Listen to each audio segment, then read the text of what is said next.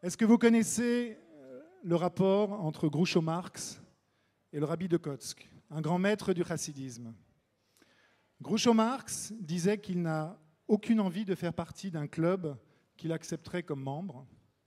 Le rabbi de Kotsk, dont le nom de famille était Morgenstern, soit dit en passant, affirmait quant à lui qu'il ne souhaite pas servir un Dieu dont les voies auraient été à la portée de la compréhension de l'homme. Nous avons d'ailleurs déjà assez de mal à essayer de comprendre notre prochain, ce qui ne veut pas dire qu'il ne faut pas essayer. Rav Nachman de Braslav nous enseigne qu'au moment du don de la Torah, il est écrit « Vayamod ha'am merachok, u'Moshe nigash el ha'arafel asher sham ha'elokim » Le peuple est resté au loin et Moïse s'est approché vers le brouillard, littéralement parce que Dieu est là-bas. Cette recherche même du Dieu caché, Haolam, Milachon et Elem, ce questionnement qui constitue la mission divine.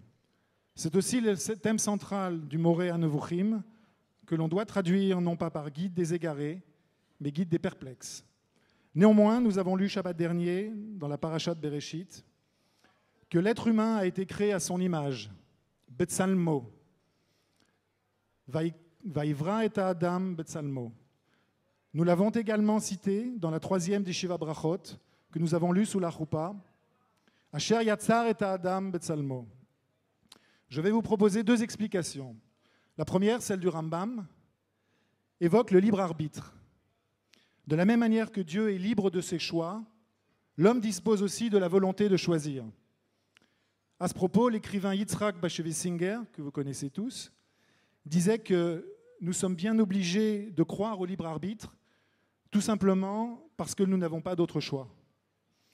Liberté de choisir sa vie, et surtout parmi les choix les plus importants de l'existence, choisir son époux.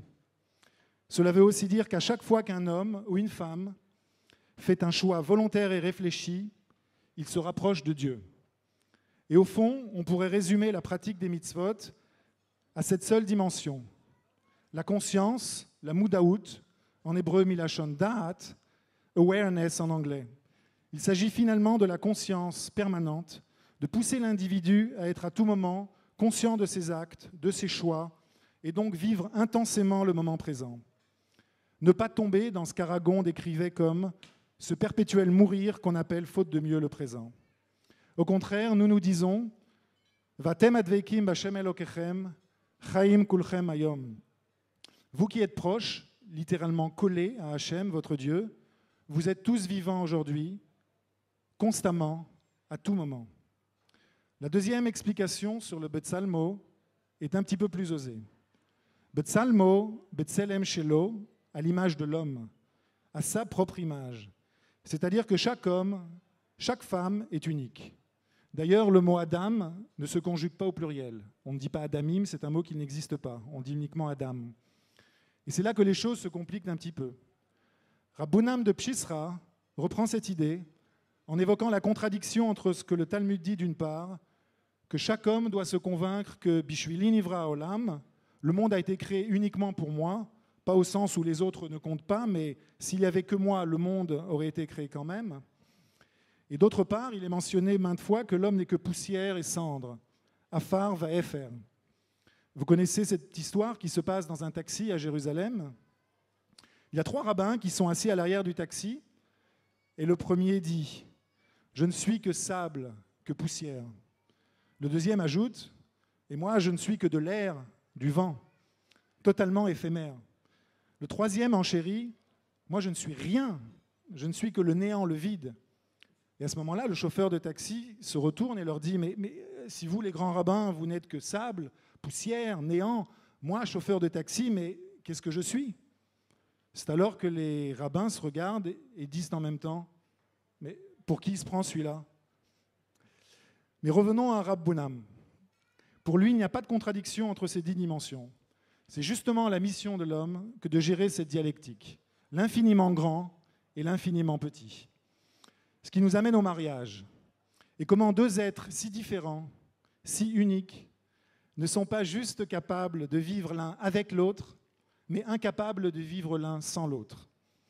La réponse est qu'il faut parfois, et ça a déjà été mentionné sous la choupa, se faire tout petit pour accepter l'autre, mais sans perdre son unicité, sa singularité et sa personnalité. Rav Shlomo Carlebach disait qu'on n'est pas joyeux, sa mère, parce qu'on se marie, mais on se marie parce qu'on est joyeux. Parce que c'est par la joie qu'on arrive à dépasser ses propres limites et à aller vers l'autre. La Torah nous dit « Ezer kenegdo ». Chava était un support, un appui contre lui. Rashi explique de façon manichéenne. S'il le mérite, ce sera avec, sinon c'est contre lui. Le Rav Riskin propose une explication différente. Le conjoint doit être à la fois Ezer et Kenegdo. Soutenir, en effet, mais challenger souvent et contredire parfois. Sinon, le rôle de chacun n'est pas rempli. Si le Kenegdo est absent, le Ezer, le soutien, n'en est pas vraiment un. Comment y parvenir ? Principalement par la communication.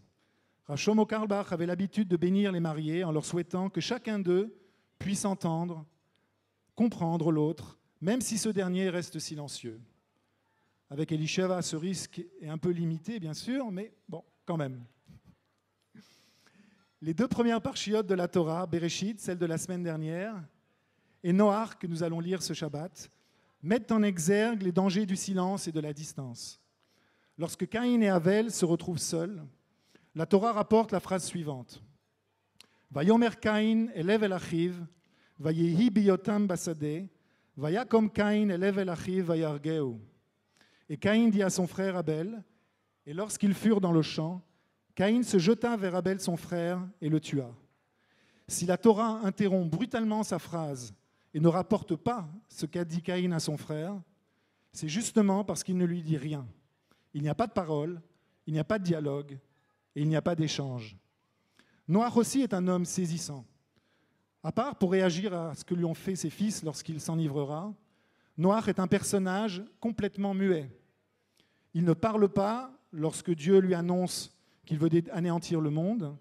Il ne parle pas pendant la longue période de la construction de son arche, ainsi que lorsqu'il rentre dans cette arche.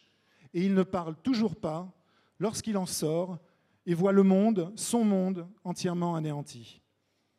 Et la fin de la parashat Noach se conclut par l'issue tragique de la tour de Babel, où les hommes parlent mais ne s'entendent plus, s'expriment mais ne s'écoutent plus, communiquent mais ne se comprennent plus.